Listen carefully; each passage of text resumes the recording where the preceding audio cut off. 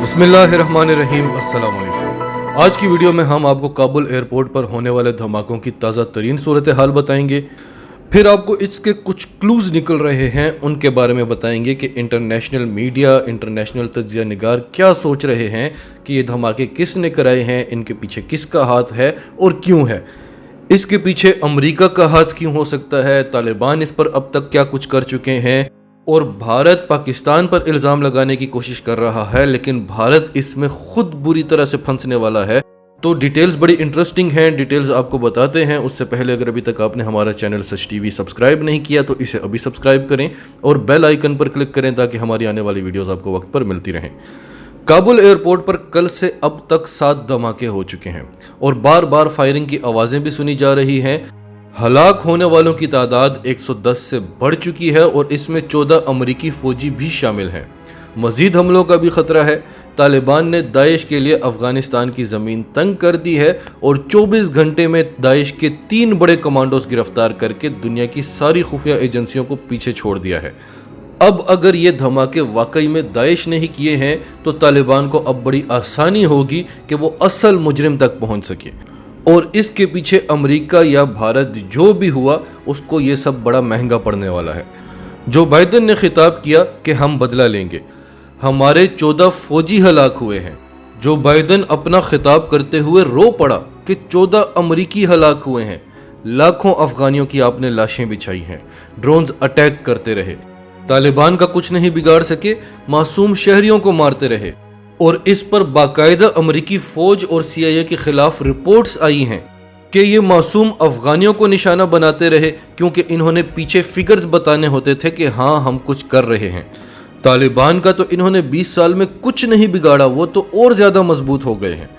70,000 पाकिस्तानियों की लाशें गिरी और बेपनाह अफगान शहरी मारे गए, एक आंसू नहीं गिरा। 14 अमरीकी मारे गए तो अमरीका का सदर रो रहा है। अब सवाल यह है कि वो कौन अमरीकी फौजी थे जो मारे गए हैं, अभी तक बताया क्यों नहीं जा रहा, उनकी तस्वीरें क्यों नहीं सामने आई, उनके नाम क्यों नहीं सामने आए, उनकी फैमिलीज अभी तक मीडिया पर क्यों नहीं आई, और इन हमलों से पहले इस्राएली जासूसों को क्यों निकाला गया, हमले से पहले कतर के जहाज को लैंड क्यों नहीं करने दिया जा रहा था, 1 घंटा वो हवा में रहा, उसने लैंड क्यों नहीं किया। क्या आपको पता था कि धमाका होने वाला है, और आपने 3 दिन पहले ही इन धमाकों की पेशन गोई कैसे कर दी थी, वो भी आपने नहीं बताया। एक तरफ तो आप इतनी बड़ी ताकत हैं कि 3 दिन पहले बता देते हैं कि धमाके होने वाले हैं, और दूसरी तरफ आपकी फौज के कंट्रोल में है काबुल का एयरपोर्ट और एक के बाद एक करके धमाका हो रहा है और आप उसे रोक नहीं सक रहे। तो इस सब से ये साबित होता है कि दुनिया को फिर एक बार बेवकूफ़ बनाया जा रहा है और ये हमला आपने ही करवाया है, और इसकी रीजंस क्या हो सकती हैं वो हम आपको बताते हैं। उसके बाद आपको बताएंगे कि भारत पर क्या शक किया जा रहा है। तो सबसे पहली रीज़न तो ये हो सकती है कि अमेरिका ने जो अफगान फोर्सेस को असलहा दिया था उसकी मालियत है 85 बिलियन अमेरिकी डॉलर। अमेरिका को नहीं लगता था कि तालिबान अफगान फोर्सेस का असलहा भी उनसे ले लेंगे। अमेरिका को अपनी फोर्सेस के असलहे का डर था, तो वो निकालने के लिए वो बार बार तालिबान से मोहलत मांगते रहे। वो असलहा नहीं छोड़ा अमेरिका ने। पहले अमेरिका ने कोशिश की कि वो भारत पर भेज दे, लेकिन पाकिस्तान ने इसकी इजाज़त नहीं दी कि एक तो हम आपको सेफ रास्ता दें और दूसरा आप भारत को अपना असलहा बेच दें कि वो हमारे खिलाफ इस्तेमाल करे। अगर आपने पाकिस्तान को असलहा बेचना है तो ठीक है, अगर नहीं बेचना तो वापस लेकर अमेरिका जाएं। तो अपना असलहा तो अमेरिका ने नहीं छोड़ा, लेकिन अफगान फोर्सेस को जो असलहा दिया था अमेरिका ने, अमेरिका के वहमो गुमान में भी नहीं था कि इतनी आसानी से तालिबान इस सारे के सारे असलहे पर कब्जा कर लेंगे। अमेरिका की हाइड नामी डिवाइसेस पर भी कब्जा कर लिया गया, जिसके बारे में हमने आपको बताया था, जिसमें अमेरिका का सारा खुफिया डेटा था, और अमेरिकी सहाफ़ियों ने कहा कि ये सारी डिवाइसेस पाकिस्तान के हाथ लग चुकी हैं और सारा डेटा भी पाकिस्तान और चीन ने कॉपी कर लिया है। और इस सिलसिले में CIA के चीफ ने तालिबान से खुफिया मुलाकात भी की, लेकिन बात नहीं बनी। तो ये परेशानियां हैं अमेरिका को, सिर्फ 85 बिलियन डॉलर्स की बात नहीं है, ये सारा असलहा पाकिस्तान के हाथ लग सकता है और पाकिस्तान रिवर्स इंजीनियरिंग करके अमेरिकी टेक्नोलॉजी चोरी करके अपना जदीद तरीन असलहा बनाकर खुद भी इस्तेमाल कर सकता है और दुनिया को भी बेच सकता है। ये डर है अमेरिका को। तो अब अमेरिका के सदर ने कहा है कि हम बदला लेंगे और अपने फौजियों को हुक्म दिया है कि उड़ा दो इनके ठिकाने। یعنی امریکہ ایئر سٹرائکس کر کے یہ سارے ٹھکانے تباہ کرنا چاہتا ہے جہاں جہاں افغان طالبان نے اسلحہ ضبط کیا ہوا ہے، اور اس سب کے لیے اس کو بہانا چاہیے تھا۔ اور اگر امریکہ نے یہ غلطی کی یا دوبارہ آنے کی امریکہ پلاننگ کر رہا ہے تو یہ امریکہ کی تاریخ میں سب سے بڑی غلطی ہوگی، کیونکہ اب طالبان وہ طالبان نہیں رہے، اور جو امریکہ کا خوف تھا وہ اتر چکا ہے، صرف طالبان سے ہی نہیں پوری دنیا سے۔ تو ایسی مار پڑے گی امریکہ کو کہ امریکہ صدیوں تک یاد رکھے گا۔ جو بائیڈن نے کہا کہ جتنا بھی اسلحہ چاہیے، جتنی بھی فوج چاہیے، امریکہ بھیجنے کو تیار ہے، آپ ان کے ٹھکانوں کو اڑا دو۔ تو ایک تو یہ ریزن ہو سکتی ہے۔ دوسری ریزن یہ بھی ہو سکتی ہے کہ ساری دنیا امریکہ کو ٹارگٹ کر رہی تھی کہ امریکہ بزدلوں کی طرح بھاگ گیا ہے، امریکہ اس سب کا ذمہ دار ہے، امریکہ کو ابھی نہیں نکلنا چاہیے تھا۔ اور کوئی عمران خان کو کال کر رہا تھا، کوئی روس کو اور کوئی چین کو کال کر رہا تھا کہ آپ طالبان سے بات کریں اور ہمیں مزید مہلت دیں۔ برطانیہ جو ابھی تک کہہ رہا تھا کہ ہم تو ابھی نہیں نکل سکتے، اور باقاعدہ طالبان کی منت سماجت پر اتر گیا تھا کہ ہمیں یہاں پر مزید رہنا ہے۔ جرمنی جو امریکہ کو مورد الزام ٹھہرا رہا تھا، جرمنی نے اپنی ساری فوج واپس بلا لی ہے، اور آج جرمن چانسلر اینجلا میرکل نے اپنی فوج کو مبارکباد دی ہے کہ آپ کو مبارک ہو کہ آپ کامیابی سے نکل آئے۔ یعنی یہ دن بھی آنا تھا ان عالمی طاقتوں پر کہ کامیابی سے بھاگ گئے، اس پر مبارکباد دی جا رہی ہے۔ یہ تو سوال ہی نہیں ہوا کہ آپ ہار کے آئے ہیں، آپ بھاگ گئے ہیں اور پکڑے نہیں گئے، اس پر مبارکباد دی جا رہی ہے۔ پھر اس کے علاوہ آسٹریلیا اور نیوزی لینڈ نے بھی ایویکیویشن پروسیس مکمل کر لیا ہے۔ اب بھارت پر آنے سے پہلے آپ کو ترکی کے حوالے سے ایک خبر دے دیں۔ جیسا کہ آپ سب جانتے ہیں کہ ترکی افغانستان میں قیام کرنا چاہتا تھا، اور طالبان ترکی کو دھمکیاں دے رہے تھے کہ آپ نیٹو کے ساتھ آئے تھے، نیٹو کے ساتھ ہی جائیں گے، آپ افغانستان کے بلانے پر افغانستان کی مدد کے لیے نہیں آئے تھے۔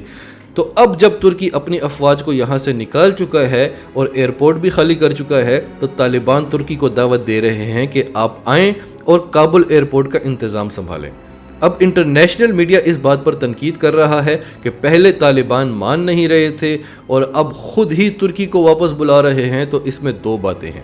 طالبان نے کہا تھا کہ آپ برادر ملک ضرور ہیں، لیکن آپ ہمارے بلانے پر نہیں آئے تھے، آپ نیٹو کے ساتھ آئے تھے ہم پر حملہ کرنے، تو آپ کو نیٹو کے ساتھ ہی جانا ہوگا۔ تو وہ تو ہو گیا، اب وہ آئیں گے تو طالبان کے بلانے پر آئیں گے، امریکہ کے بلانے پر نہیں۔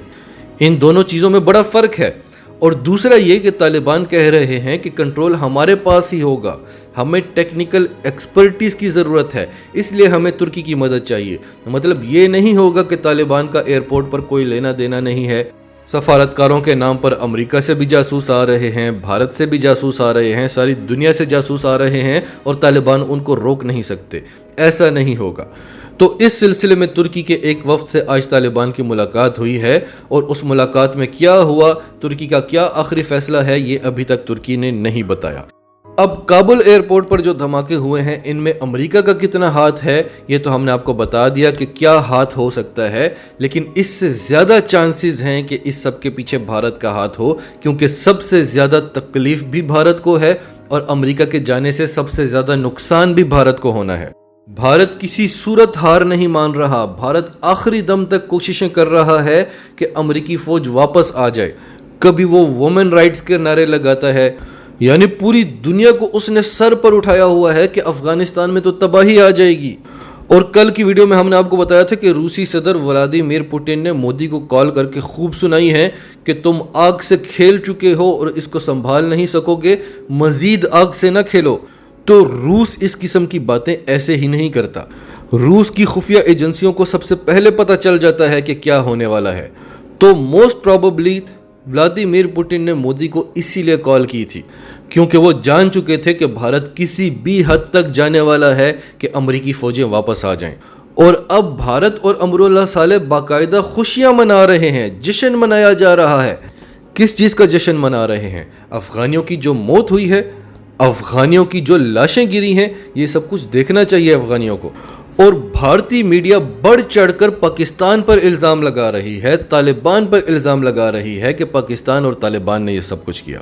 تو آپ کی یہ چال اس بار کامیاب نہیں ہونے والی، کیونکہ پوری دنیا جانتی ہے کہ پاکستان ون ون پوزیشن پر ہے، اور پاکستان ایسی حرکت کیوں کرے گا جس سے امریکہ کے یہاں پر رکنے کے چانسز بڑھ جائیں۔